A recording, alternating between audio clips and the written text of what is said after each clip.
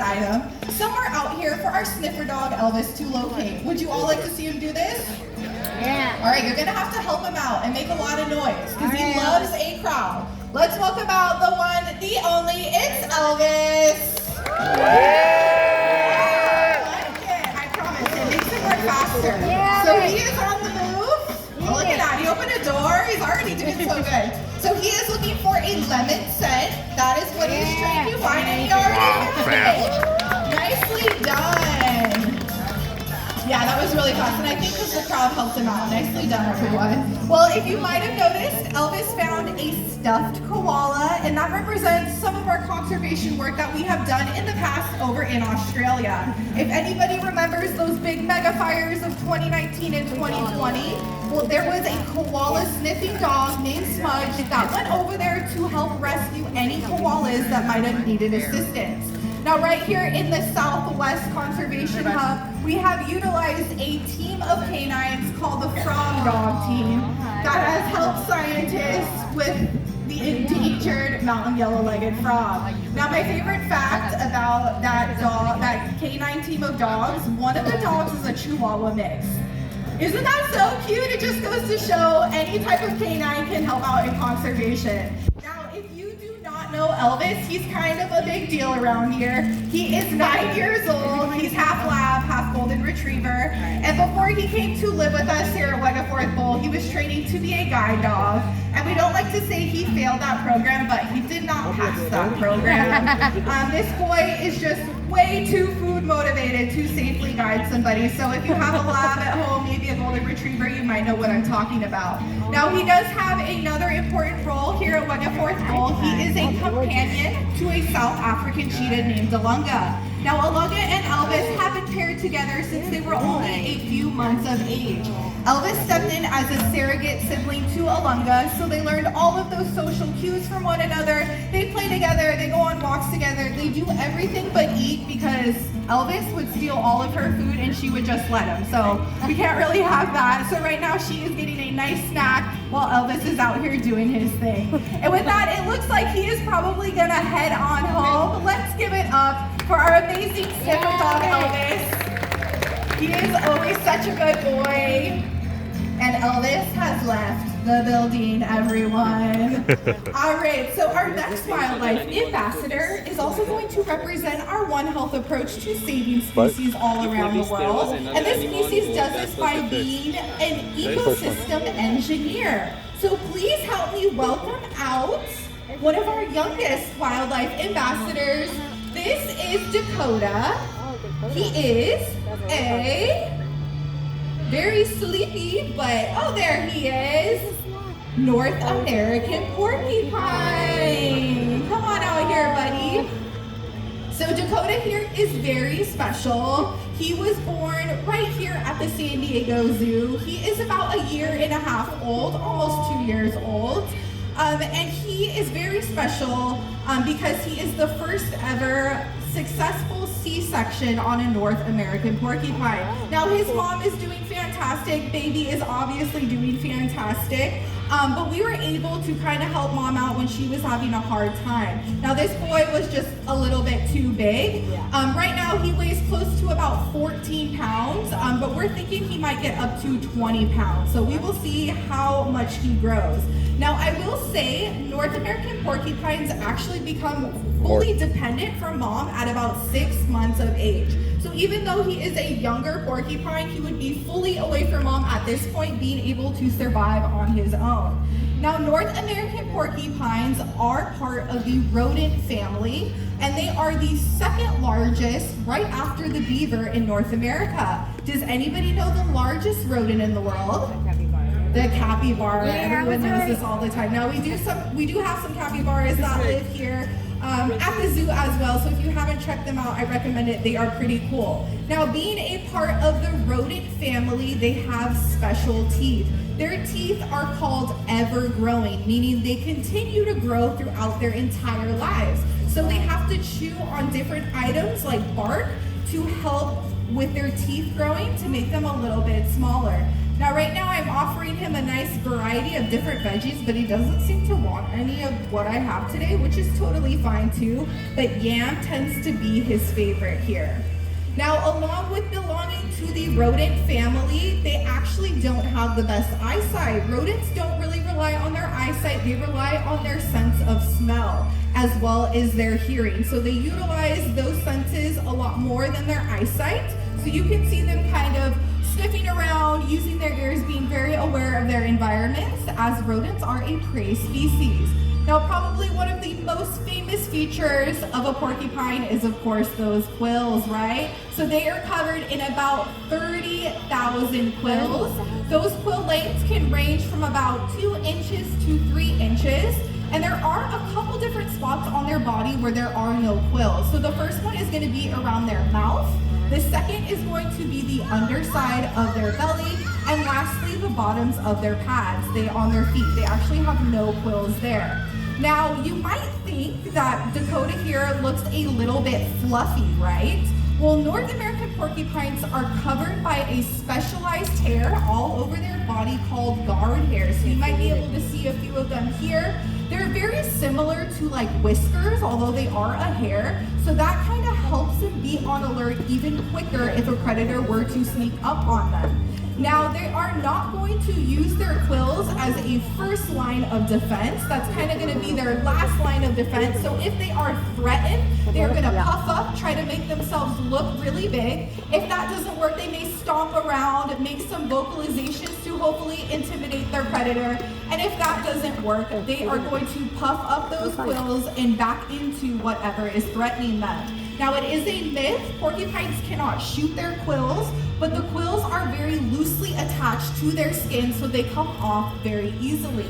And these quills are very specialized. They are hollow and they are barbed, meaning once they go into whatever they have hooked into, they are going to continue going deeper and deeper into whatever it has went into, like some skin or something like that. So it is very imperative to get those quills out as soon as possible. And with that, it looks like our little guy is gonna head on back. We can give it up for Dakota, our North American porcupine. All right, everyone, for our next couple ambassadors, I'm actually gonna hand things over to another co-care specialist. Please welcome out Raina. Put up for Tony one more time, everybody. All right, don't you worry, we still got lots of friends to meet. And we are going to be staying in that One Health approach to saving species worldwide for our next friend. But switching gears a little bit, she is going to be representing this by being an apex predator. An apex predator of the sky. She's covered head to toe in feathers. It's said that her talons could pierce a car tire or even a human skull. Please welcome out the wisest lady I know. This is Einstein, our Eurasian Eagle Owl. And Tony's back. All right, so I'm going to break down this name for us. So Eurasian tells us where these beautiful raptors can be found, all throughout parts of Europe and Asia as well. Eagle owl does not mean that she is an eagle owl hybrid, but tells us that this is one of the largest species of owl in the world. And as Tony does bring her around, I'd love to hear some guesses about how much we think Einstein weighs. We can shout it out. What do we think? 15, 20, 40, 20, 4, 20, 200, 500. Well, Tony is very, very strong. She goes to the gym all the time. But Einstein is a whopping 5 pounds, so you're close. But we have to think, what do birds have to do? They have to be able to fly. So they have lots of adaptations in order to be nice and light. One of them, of course, is going to be those feathers that go all the way down to those talons. Even though it does look like fur, those are indeed feathers. She also has very porous bones that kind of look like a sponge structure on the inside that allows her to be nice and light as well. So there's actually way, way less poofy underneath all those feathers. Her body is much smaller than it looks. Chatty girl when she doesn't have the microphone. On her that you will notice first off is going to be those beautiful eyes that she has. They are ginormous and amber in color. And believe it or not, that's actually the smallest part of Einstein's eye that you are seeing right now. So, owl eyeballs are kind of shaped like an old school light bulb. So right now we're seeing the screwy part at the end.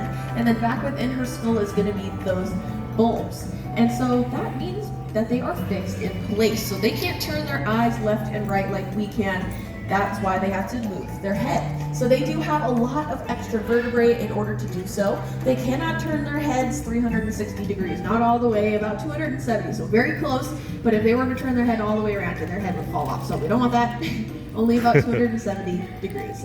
But they can see very, very well because of the fact that their eyes are so large. It's said that an owl could, if they could read a newspaper on the other side of a football field day or night. So pretty amazing.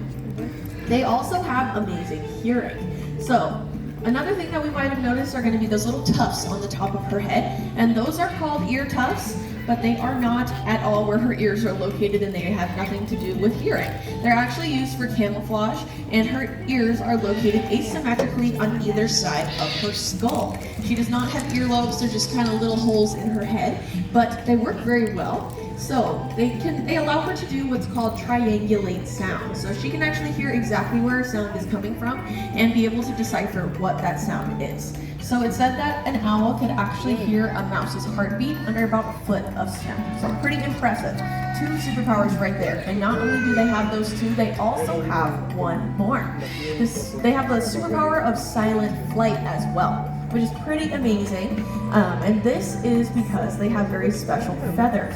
So I'm sure we're all geniuses here. We've seen tons of feathers in our day. But if you didn't know, in most cases, the filaments of all the feathers are Velcro together like this. And if you move your hands really, really quickly, you can hear some air resistance there. In the case of owls, they actually have split ends at the end of their feathers. So if you move your hands really, really quickly again, you'll hear nothing. And that's how the wind moves through their feathers.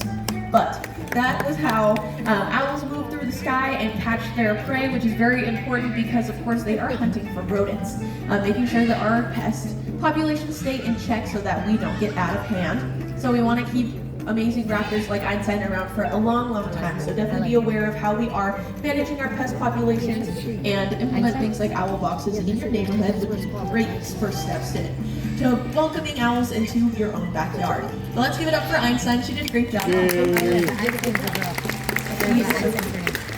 So we are going to be staying in our One Health approach for our next friends. And they are also apex predators of the land, also known as the marathon runners of the wild. So they are the largest species of canine in the world. As they are coming out here, we want to make sure that they are nice and comfortable. So if we do have friends coming out or coming down, you could find a seat, that would be great, and no walking down the stairs would be also very helpful. But here they come, our guests of honor. These are our North American gray wolf pups.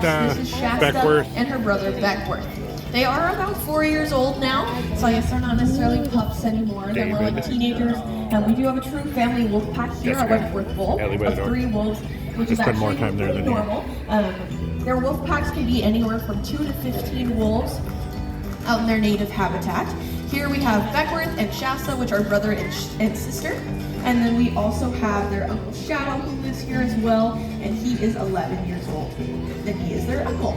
And they have been here with us for pretty much their whole lives, and they do a great job of being ambassadors for their species. Like I said, they are known as the marathon runners of the wild. They can run up to 2 marathons in one day and reach speeds of up to 40 miles per hour, which is pretty amazing. They have very specialized paws in order to traverse on multiple terrains. They're kind of webbed. They also have extra padding with that fur as well. You can tell they are pretty fluffy right now, so they're getting those really fluffy winter coats because it's been getting a little chilly. But being that this actually used to be the most widely distributed species of canine in the world, ranging all the way up from northern North America down even into close to Mexico as well, they can live in a variety of different habitats and a variety of different ecosystems as well. So they can deal with a ton of different types of temperatures, so they are very well accustomed to that. So they are pretty amazing in that they are very social animals. Like I said, they live in family packs. We used to think that it was an alpha male and a female as well that would kind of rule the pack, but now we know that it's a little bit different. So there is a male and a female. They will mate for life, and they will continue to have pups. So then it's kind of like a family unit, and so they'll learn and they'll grow, and then as the pups continue to age, they will then go out and find their own packs to start, which is pretty amazing. They do communicate a variety of ways, whether that be through utilizing scents and marking, or even by using sounds. So they will bark, they'll howl, they will growl, they'll do a variety of different things. And then also utilizing their eyes as well. So looking to each other to see that body language. Are their pupils dilated? Are their ears back? Things like that. Of course, there is a very large stigma around wolves, whether that be the big bad wolf, or thinking that they are very scary, very aggressive creatures, when in actuality they are very elusive. And even if you do go to a place where they are have high populations, you most likely will never see one. This is because you most likely they're going to hightail it the other way. They have amazing senses of smell, eyesight, hearing as well, so they know where you are way before you even know that they are there, which is pretty spectacular. And they also are a keystone species, so they keep their prey populations in check as well to make sure that those herbivores are not overgrazing the endemic species and mixing up or messing with our entire biodiversity of all of our amazing ecosystems around the world and our wild places. So that is just one way to make sure that we can keep all of our ecosystems in check and making sure we keep our wild places wild.